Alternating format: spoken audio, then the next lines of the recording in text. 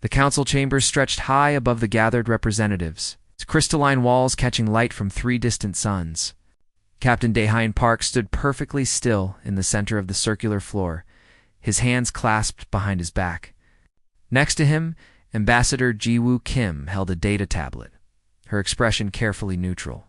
They had both known this day would come eventually.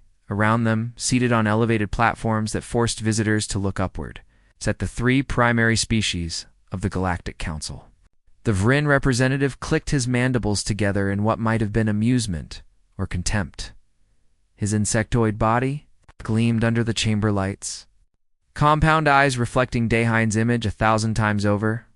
To the left, the Queller delegate floated in her water-filled containment sphere, tentacles drifting lazily as she observed the humans below. The Moth Counselor stood motionless, his crystalline form refracting light into rainbow patterns across the floor. Daehyun had been coming to this chamber for 5 years. Each time, he brought requests. Each time, he left with promises that meant nothing. Today would be different. Gu stepped forward and activated her tablet. A holographic display materialized above them, showing columns of data, images, and documentation. "Honored council members," she began, her voice echoing in the vast space. "For 22 years, humanity has served alongside your civilizations. We have contributed to every major initiative, every crisis response, every development project." The hologram shifted, showing human engineers working on massive power stations. Then it changed to show human doctors and medical facilities. Another shift revealed human soldiers standing guard on distant borders. Ship after ship, station after station, world after world. "We have asked repeatedly for formal membership in this council," Ji-woo continued. "We have requested equal voting rights, fair trade agreements, and recognition as a sovereign power. Each time our requests have been delayed, dismissed, or denied." The Vrin counselor, whose name was Thrix, made a chittering sound. "Your species has been adequately compensated for your services. You have access to our trade networks. You are permitted to establish colonies in designated zones. What more could you possibly require?" Daehyun felt his jaw tighten, but he kept his face calm. Adequate. That word had appeared in every response they received. Adequate compensation. Adequate representation. Adequate consideration. Never equal. Never fair. Always adequate. The Queller delegate spoke next, her voice bubbling through the translation device mounted on her sphere. "Humanity excels at labor, at technical work, at managing the tasks that require endurance and adaptability. These are valuable traits. But leadership requires qualities your species has not yet demonstrated."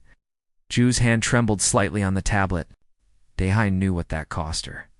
She had dedicated 15 years of her life to diplomatic service, enduring countless insults disguised as compliments, endless meetings that led nowhere.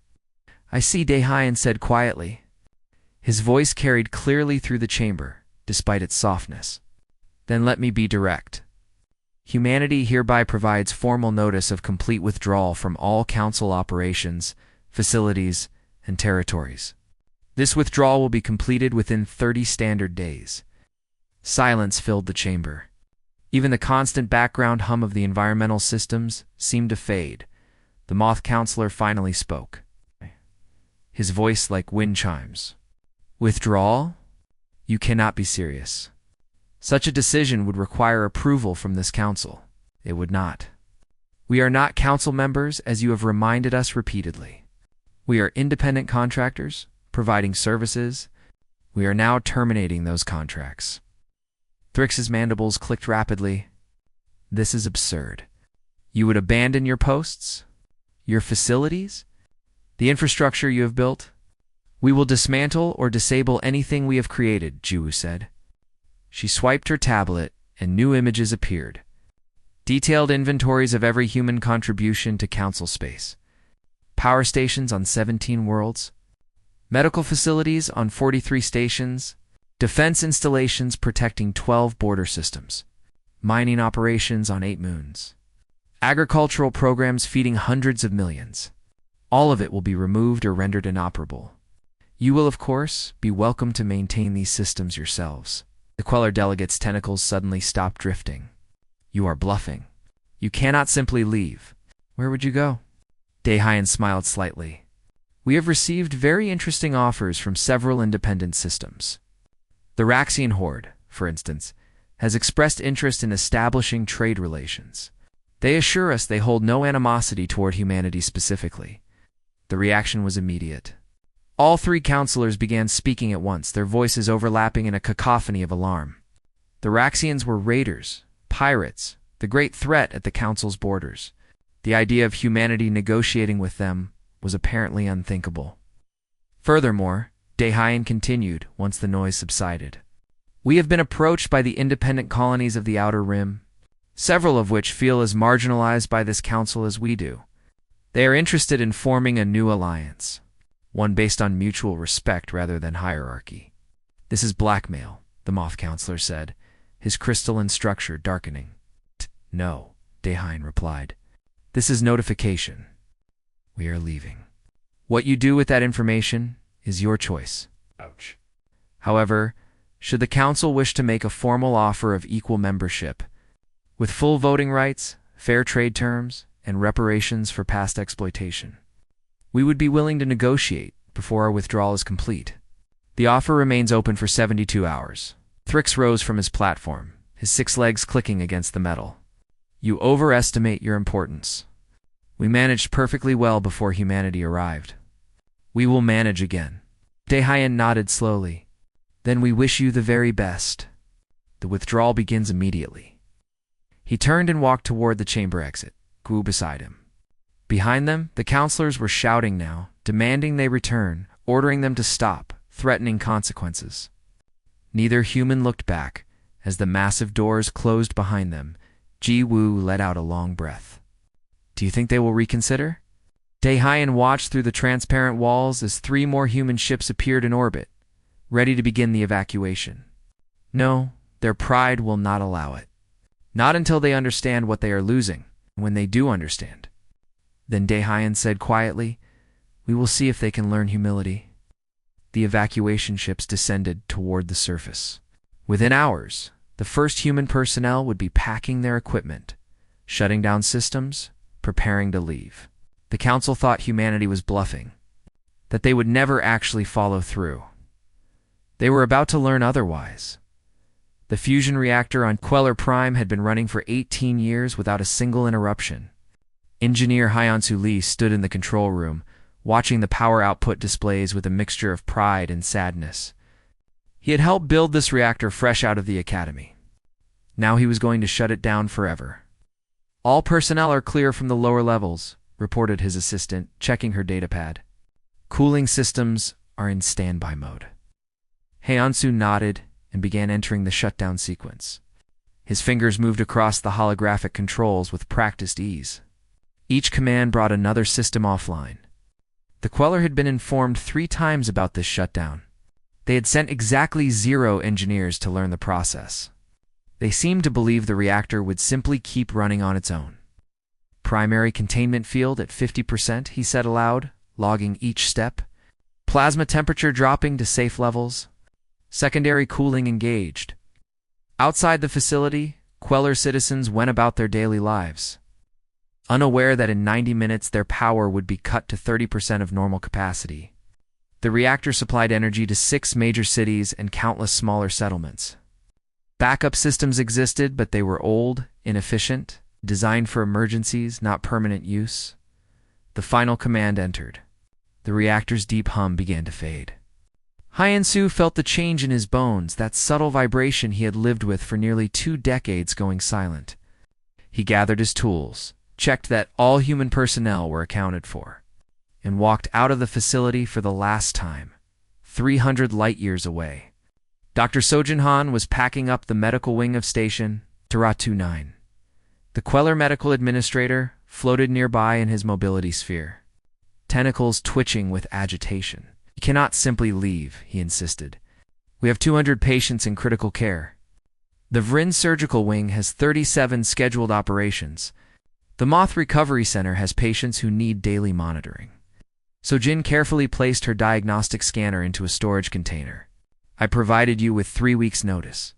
I offered to train your medical staff on human procedures. You decline, stating that Queller methods would be sufficient. But the hybrid treatment protocols, the administrator protested, the neural regeneration techniques, the radiation poisoning procedures, these are all human innovations. We do not have specialists trained in these areas. You had 20 years to train them, Sojin replied quietly. She gestured to the rows of empty beds. Every human doctor on this station offered to teach. Every single one. We were told our methods were interesting, but that traditional council medicine was adequate. The administrator's tentacles wrapped around each other, a sign of distress. The council medical board said we should maintain our own practices, that becoming too dependent on human medicine would be unwise. So Jin picked up another container. And now you understand why that was a mistake. I am truly sorry for your patience, but I cannot stay where my expertise is unwelcome. She walked past him, her team following with the last of their equipment. Behind them, Queller medical staff stood in the doorways, staring at the Naumti human medical wing with growing panic on their faces. On the mining colony of Veller 6, Foreman Tejong Shin was having a similar conversation with the Vrin colonial administrator. The insectoid official clicked his mandibles in frustration as he watched human workers dismantling the deep core mining equipment. This is sabotage, Thrix accused. You are deliberately damaging council property. Taeyan looked up from the plasma cutter he was using to disconnect a control panel. This is human property. We built it. We bought the materials. We designed every system. It is all documented in the original contracts, which your government insisted on. The minerals extracted belong to the council, and you are welcome to continue extracting them. Here's the operations manual. Taeyong held out a data chip. It contains full specifications, maintenance schedules, and safety protocols. The Vrin administrator took the chip with one claw, examining it suspiciously. This is all? That is everything needed to operate the equipment. Of course, the deep core extractors require working in temperatures that exceed 200 degrees. In toxic atmospheric conditions, under extreme pressure, standard Vrin environmental suits will not function in those conditions. Human suits are specially designed for such work, and the technology is proprietary. The administrator's compound eyes reflected Taeyong's image in growing horror. You are saying we cannot use this equipment at all? I am saying you cannot use it safely. Perhaps you will develop your own technology. Or perhaps you will hire contractors who can work in such environments. I hear the Raxians have some very hardy species in their territories. Taegon returned to his work. Disconnecting the last of the control systems by the end of the first week. 17 planets had lost their primary power sources. 12 medical facilities were operating at minimal capacity, turning away patients they could not treat. Mining operations on 8 moons had ceased entirely. The council had sent increasingly urgent messages to human representatives, each one angrier than the last. Defense Coordinator Youngji Choi sat in her office aboard the carrier ship Taejong, reviewing the military withdrawal schedules. Her aide entered, looking concerned. Commander, we are receiving distress calls from the border systems. The Raxian horde has launched raids on 3 outer colonies. Yoonji had been expecting this. Have any council defense forces responded? The Vrin sent to patrol ships. Both were destroyed within minutes. The Queller fleet is requesting human support. Denied, Yoonji said flatly. Inform all human military vessels to complete their withdrawal to designated safe zones. We are no longer responsible for council security. Raid hesitated. Commander, there are civilians dying out there. I am aware. Yoonji's voice was hard, but her eyes showed the cost of that awareness. The council has had 2 decades to maintain their own defenses. They chose to let their militaries become ceremonial, knowing humanity would protect them. That was their choice. She pulled up a star map showing the withdrawal progress. Human ships were pulling back from every contested zone. Every border patrol route, every defensive position they had held for 20 years. The Raxians were not the only threat. Pirates, raiders, and hostile independent factions were already probing the gaps in the defense network. Send a message to all evacuating personnel, Yunji continued. Any civilian ships requesting escort to safe zones will be assisted, regardless of species. But we will not engage in combat operations on behalf of the Council. By day 15, the Council sent a delegation to meet with Ambassador Ji Woo. They arrived at the neutral station where humanity had established temporary headquarters. The Moth Counselor spoke first, his crystalline structure reflecting the station lights. This has gone far enough. Clearly, there has been a misunderstanding. We are prepared to offer increased compensation for human services. Gi Woo looked at them calmly. The withdrawal continues as scheduled. You have had 15 days to make a formal offer of equal membership. No such offer has been received. The Queller delegate's tentacles twisted anxiously. You are being unreasonable. Surely we can reach some accommodation. We have reached an accommodation, Ji Woo replied. Humanity is leaving.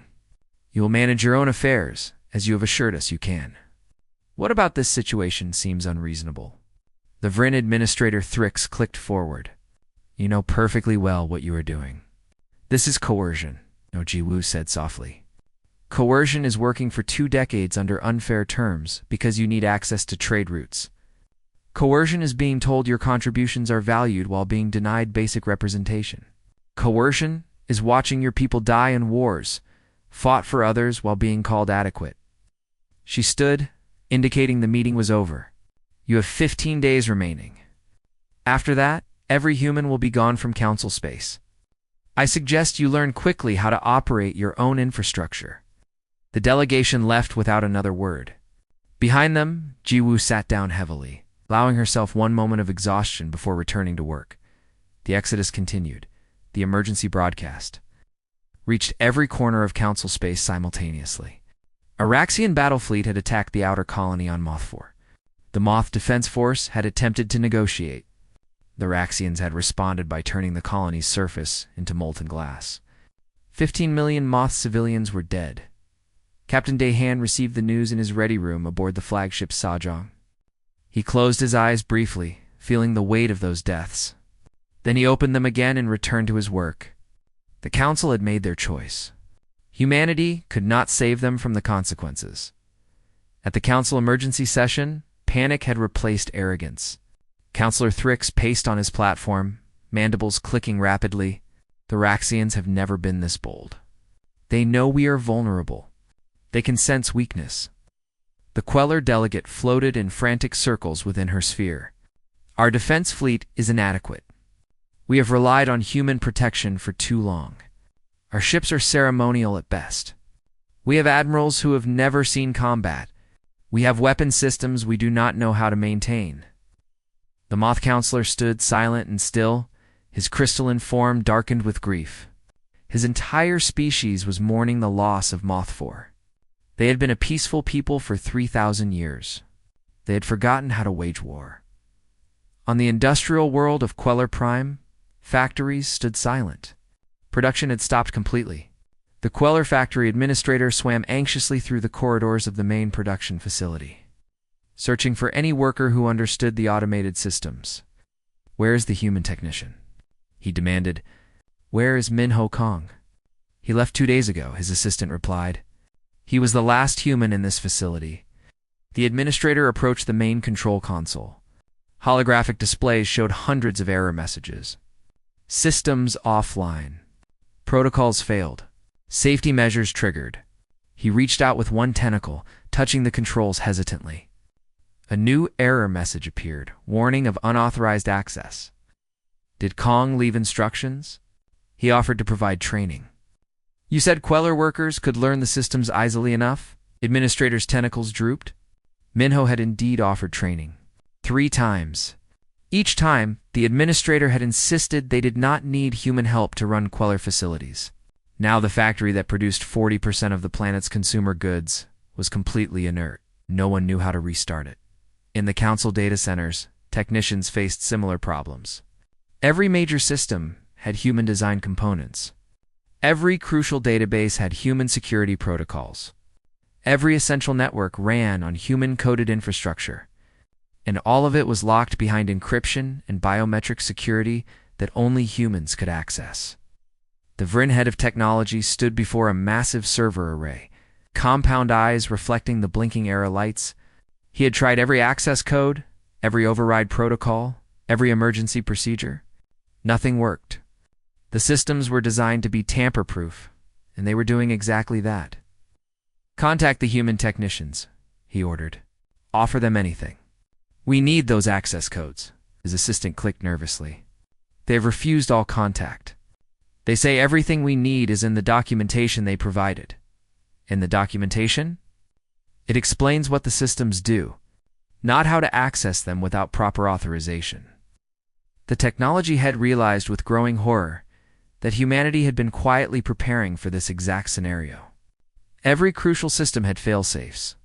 Every important network had human-only access points. They had built the entire infrastructure to be impossible to steal or commandeer. The food crisis began in the third week.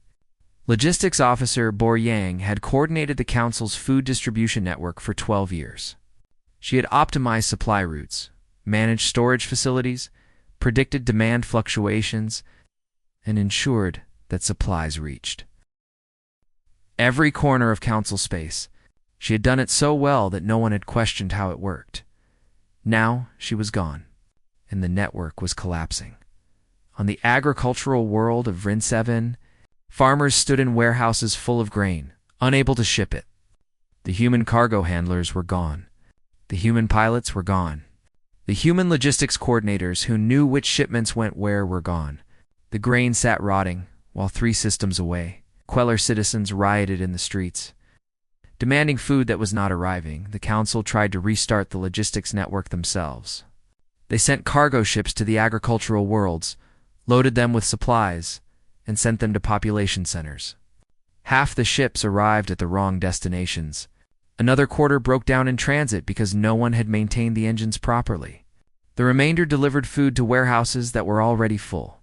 While emergency shelters went without supplies, Bara watched the reports from her new post at the Human Coordination Center. She felt no satisfaction, only sadness. She had tried to train Council personnel. She had documented everything. She had begged them to learn the systems.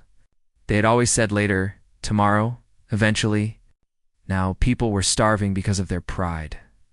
The Raxian raids intensified. Without human defense fleets, the border systems were defenseless. The Council's own military tried to respond, but they were hopelessly outmatched. Their ships were beautiful, gleaming vessels designed more for ceremony than combat. The weapons looked impressive, but were outdated by decades. The crews had trained in simulators, but never faced real enemies. The Raxians tore through them like paper. Admiral Jae Sung-go watched the tactical reports from his command ship. Safely outside Council space, his fleet was ready. His ships were armed. His crew was trained and experienced. And they sat idle while Council forces died because they had been ordered to withdraw. "Admiral," his tactical officer said quietly, "the Vryn distress calls are getting desperate." "They are begging for help," noted Jae-Sun replied, his face expressionless. "Continue monitoring." "Do not engage, sir. Those are civilians. I am aware." Jae-Sung's voice was hard. "And every one of them is suffering because their government chose pride over partnership. I take no joy in their pain. But I will not sacrifice human lives for a Council that called us adequate." He turned to face his bridge crew. The Council believed we needed them. They believed we would come running back at the first sign of trouble. They are learning differently. "Hold position." By day 45, the full scale of the collapse was apparent. Power shortages affected 70% of Council space. Medical facilities were overwhelmed. Factories stood silent. Food distribution had devolved into chaos. The military was defeated. Infrastructure was failing everywhere at once. Councillor Thrick sent a personal message to Ambassador Gi Woo. His voice, transmitted through the communication system, had lost all its earlier arrogance. "Please, we need to negotiate. People are dying."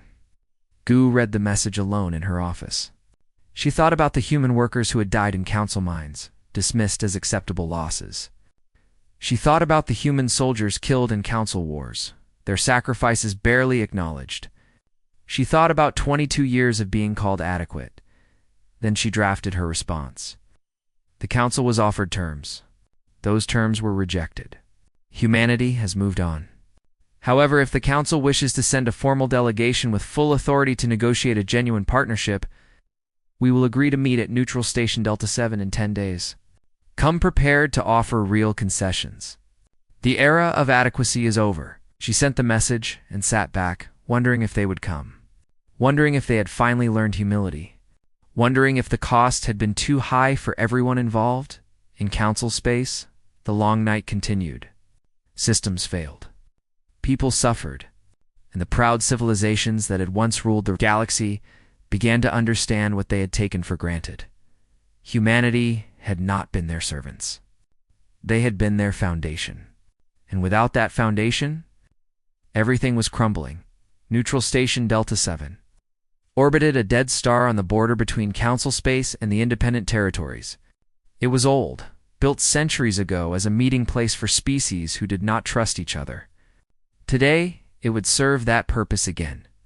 Captain Dehayan stood in the docking bay, watching the council delegation's ship approach. It was damaged. Scorch marks ran along the hull, evidence of a Raxian attack they had barely survived. The ship limped into the docking port like a wounded animal seeking shelter. Ambassador Jiwoo stood beside him, her face carefully composed. They looked different, she observed quietly. They looked defeated, Dehayan replied. The airlocks cycled open. Counselor Thrix emerged first, moving slowly on his 6 legs. His carapace was dull, lacking the glossy sheen Dehayan remembered. Behind him came the Queller delegate, her containment sphere showing cracks that had been hastily repaired. The Moth Counselor followed last, his crystalline structure fractured in several places, barely holding together. These were not the proud leaders who had dismissed humanity 75 days ago. These were survivors, barely. They gathered in the conference room, a circular space with a large table at its center. No elevated platforms here. Everyone sat at the same level. The council delegates took their positions slowly, moving like they carried heavy burdens. Dehayan sat across from them, flanked by Jiwoo and 3 other human representatives. To his right sat delegates from 4 independent species who had joined the new Human Federation. The Kelver, a reptilian species the council had marginalized for decades. The Tauran, mammalian traders, who had been restricted to inferior trade routes. 2 others, both species the council had barely acknowledged existed. Thrix spoke first, his mandibles clicking softly. We come to negotiate the return of human services to council space. No, Gu said simply. Silence filled the room. The Queller delegate's tentacles twitched. But that is why we are here. To bring humanity back. You misunderstand, Dehayan said calmly. We are not here to discuss humanity serving the council. That relationship is over. We are here to discuss whether a new partnership is possible. One between equals. The Moth Counselor's fractured form seemed to dim further. Please, our people are suffering. We need help. And let us discuss terms, Gu replied. She activated the conference table's holographic display. A document appeared, floating in the air between them. These are the conditions for humanity's participation in a reformed government. Read them carefully. Thrix began reading, his compound eye scanning the text. With each line, his posture changed, becoming more rigid. This is, you demand full voting membership for humanity and all allied species. Equal representation on every council body. Complete restructuring of the governance system. Trade agreements that favor no single species. Mutual defense obligations, where all members contribute equally. Continue reading, Dehayan said. The Vrin counselor clicked through more pages. Reparations. You demand compensation for past services rendered under unfair terms. 22 years of exploitation, Jiwoo said coldly. Calculated at fair market rates minus what you actually paid us. The sum is substantial, but justified. The Queller delegate read the next section, her tentacles curling tightly. You want formal apologies. Public acknowledgement of how we treated you. Recognition that our previous system was built on inequality. Yes, Dehayan confirmed. All of it documented. All of it public. Your people need to understand why this happened. Thrix looked up from the document. These terms are harsh. These terms are fair, Giwu corrected. She stood and walked to the holographic display, expanding a new section. Footage began playing. Human miners working in toxic environments while Vrin's supervisors watched from safe distance. Human soldiers bleeding on battlefields while council species stayed safely behind. Human engineers collapsing from exhaustion while repairing critical infrastructure as council administrators demanded faster work. This is what fairness looks like, Jiwoo continued. This is what you called adequate. A new image appeared. A human colony world, barren and struggling because the council had diverted resources promised to humanity. Another image showed human families mourning dead soldiers whose sacrifices were never officially recognized. Another showed the contracts the council had offered, terms so one-sided, they bordered on exploitation. We worked for you, Gu said, her voice tight with controlled emotion.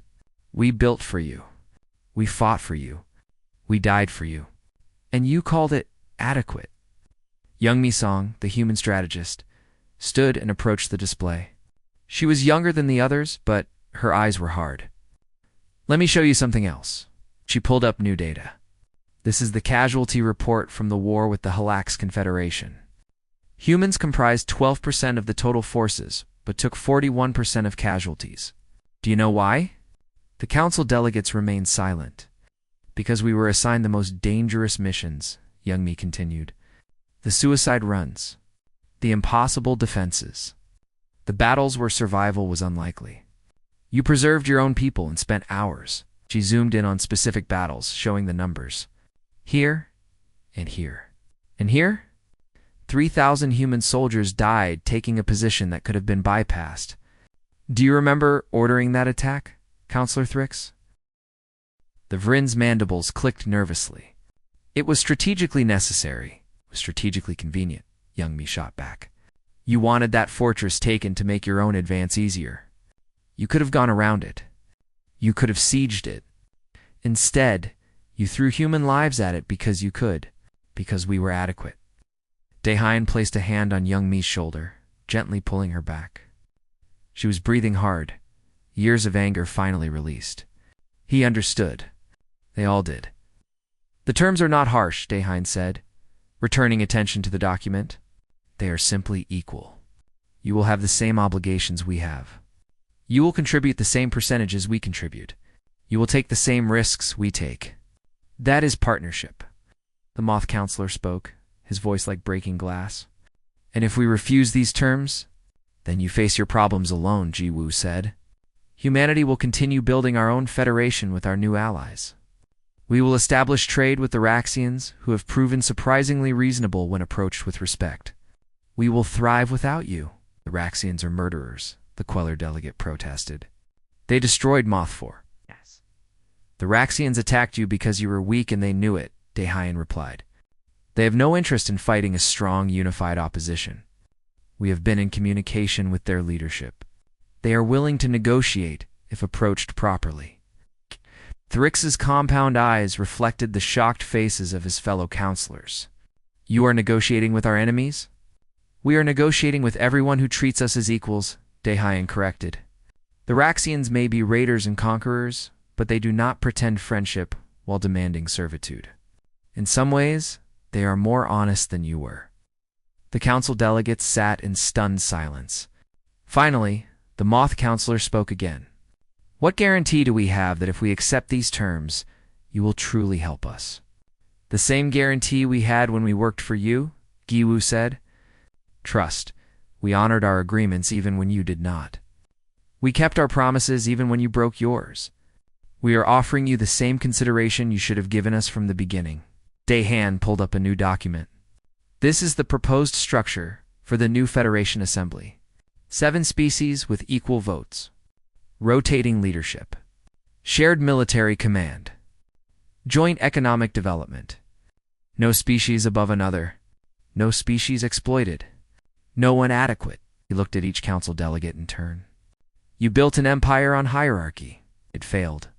We are offering you something better. A true partnership. But it requires you to admit you were wrong. It requires humility. It requires change. We need time to consider, Thrix said weakly. You have 6 hours, Giwu replied.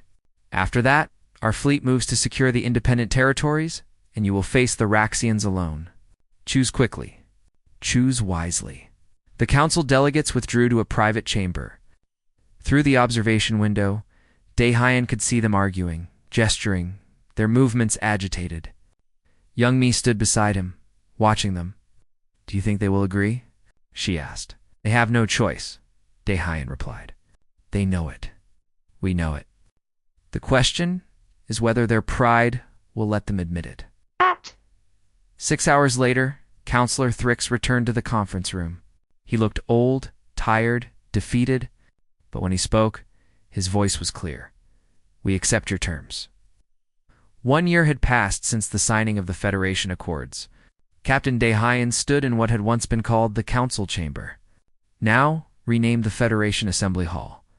The elevated platforms were gone, replaced by a circular arrangement of seats where all representatives sat at equal height.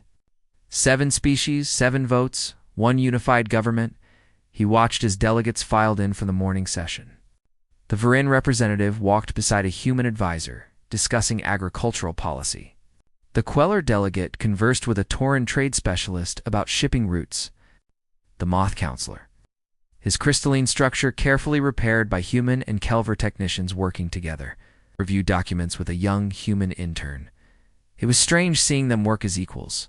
Stranger still to remember how bitterly they had resisted this change. Ambassador Ji Woo approached him, holding a data tablet. The final infrastructure report is ready. Do you want the good news or the better news? Surprise me, Daehyun said with a slight smile. The good news is that power generation is back to 97% across all systems. The Vrin have successfully trained their own reactor technicians with our help. The Queller have 3 new facilities coming online next month that they built themselves. And the better news? The Joint Medical Program has graduated its first class of multi-species doctors. 53 physicians trained in both traditional council medicine and human techniques. Dr. Sojin Han says they are the best students she has ever taught. Jioe's expression softened. She says, knowing they almost lost everything made them humble enough to truly learn. Daehyun nodded slowly. Humility had been the hardest lesson for the former council species. Pride did not die easily, especially for civilizations that had ruled for centuries. But necessity was a harsh teacher. He remembered the early days after the accords were signed. The Vrin had initially tried to maintain their old attitudes, issuing orders rather than requests. It had taken exactly 1 meeting where humanity and their allies simply stood and left. For the Vrin to understand the new reality, no one was in charge. Everyone contributed. Everyone cooperated. Or nothing worked. Engineer Hyensu Lee entered the hall, accompanied by a Vrin technical specialist named Crix. They were debating something about plasma conduits. Their voices animated but friendly. Hyensu had returned to Queller Prime to help restart the reactor he once shut down. But this time, he had trained 20 Queller engineers in every aspect of its operation. They did not need him anymore. They wanted him there, which was entirely different. The defense situation? Daehyun asked Ji-woo, knowing this remained the most delicate issue. Admiral Jae-sung reports that the joint fleet exercises went well. The Moth squadrons are improving rapidly. The Queller have finally accepted that ceremonial ships do not win battles. They are retrofitting their entire fleet using the shared technology agreements, and the Raxians. Gu's expression became more serious. The peace negotiations are ongoing. Admiral Jasoon met with their war leader last week. The Raxians respect strength. Now that we present a unified front, they see us as potential partners rather than prey. Daehyun had been part of those negotiations. The Raxians were not pleasant beings, but they were pragmatic. They rated weakness and negotiated with strength. The old council had been weak, divided, dependent. The new Federation was none of those things. The Raxian war leader had said something that stayed with Daehyun. You humans understand what the council never did. Power without unity is just noise. Unity without competence is just wishful thinking. You have both now. The Federation Assembly session began. The first speaker was Councillor Thrix, who now served as the Vrin representative. His voice carried through the chamber. Dehayan noted how different it sounded from that first meeting over a year ago. I present the Economic Development Report, Thrix began. With cooperation from all member species, we have restored industrial production to pre-crisis levels. More significantly, we have distributed that production more evenly. No single species controls any critical resource. No single species can be exploited. He paused, mandibles clicking softly. I must also report that the memorial for Moth 4 is now complete. 15 million souls lost because of our pride and incompetence. We have carved their names into crystal that will last for millennia. We have sworn never to forget what arrogance cost us. The Moth representative rose, his voice steady, despite the grief his species still carried. We accept the memorial. We accept the apology. We accept that our loss, while irreplaceable, taught all of us necessary lessons. May we never need such harsh teachers again. The session continued with reports on trade, defense, research, and development. Each species contributed. Each species benefited. The system was not perfect, but it was fair. Fairness was enough. During a break, Dehayan found himself alone with Thrix in a side corridor. The Vrin counselor approached slowly, his posture different from the aggressive stance Dehayan remembered. Captain Park Thrix said formally, "May I speak plainly?" "Of course. I hated you when you left. I thought you were destroying everything we built. I thought we would manage fine without you." The Vrin's compound eyes reflected Dehayan's image. "I was wrong about everything." Dehayan waited, knowing there was more. "We thought you needed us," Thrix continued. "We thought our civilization, our knowledge, our resources were what made the Alliance valuable. We never understood that all of that was useless, without people willing to do the actual work. We had become administrators of an empire we could no longer operate." "Could have learned," Dehayan said quietly. "We tried to teach you." "You did. And we refused to learn because learning would mean admitting we were not superior." Thrix's mandibles clicked, and what Dehayan had learned was regret. "My species ruled for 2,000 years. We thought that meant we were the best. We never considered that we had just been the first, and now we understand that being first means nothing. Being competent means everything. Being humble enough to learn from others means survival." Thrix looked toward the assembly hall.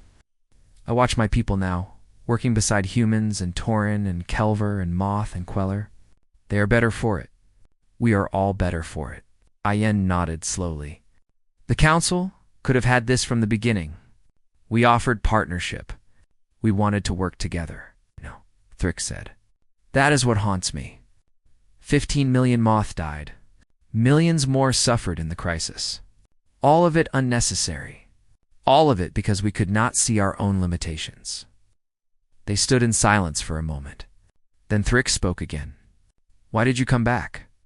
After everything we did, everything we said, you could have let us collapse. You could have built your federation and left us to our fate. Why return?" Dehayan considered the question carefully. "Because spite is easy and cooperation is hard. We could have watched you fall and felt justified. But that would have made us what you were, placing pride above pragmatism. We came back because partnership was always the goal, not revenge, even after all those deaths." "All that suffering?"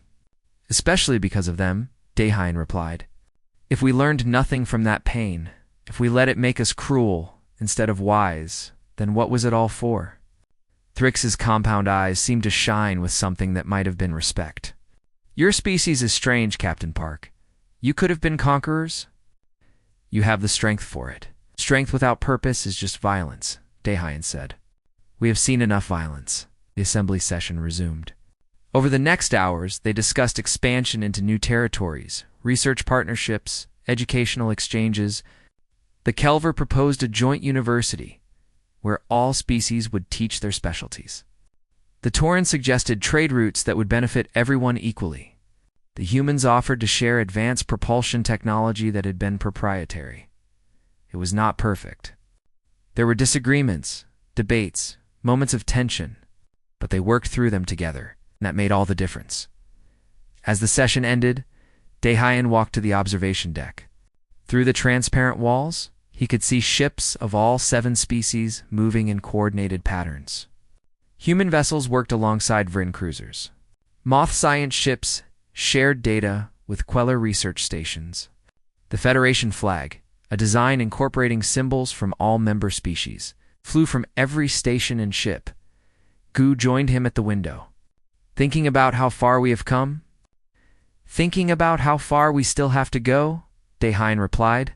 "This alliance is young. It could still fail, but it could succeed," Gu countered. That possibility did not exist a year ago. She was right. A year ago, the Council had been collapsing. Now, the Federation was growing stronger each day. Not because any one species dominated, but because all species contributed. The foundation was solid because it was shared. "Oh, do you think they truly understand now?" Gi-woo asked. "Not just Thrix, but all of them. Do they really comprehend what they had taken for granted?" Daehyun watched a human cargo ship dock with a Vryn station, both crews working together to transfer supplies. "I think they are learning. Understanding takes time. But every day they operate their own infrastructure, train their own people, make their own decisions. They understand a little more. They understand that competence is earned, not inherited. That respect is mutual, not demanded." A message appeared on Jiui's data tablet. She read it and smiled. "The independent colonies of Sector 7 have petitioned to join the Federation. They say they are impressed by what we have built." "Send them the entry requirements," Daehyun said. "Same as everyone else. No shortcuts, no special treatment. If they want to join, they join as equals." As night cycle began, the assembly hall emptied. Daehyun was the last to leave. He paused at the doorway, looking back at the circular chamber where 7 species sat as one. This was what they had fought for. Not domination. Not revenge. Just the simple dignity of being treated as equals. It had cost them. It had cost everyone. But standing here, watching the Federation grow stronger, Daehyun believed the cost had been worth it. The lights dimmed. He walked into the corridor where humans and Vryn and Queller and Moth and Torin and Kelver and others moved together, working toward something better than what had been. Humanity had departed. The Council had collapsed. And from the ruins, something stronger had emerged. Not perfect, but better. And better was enough.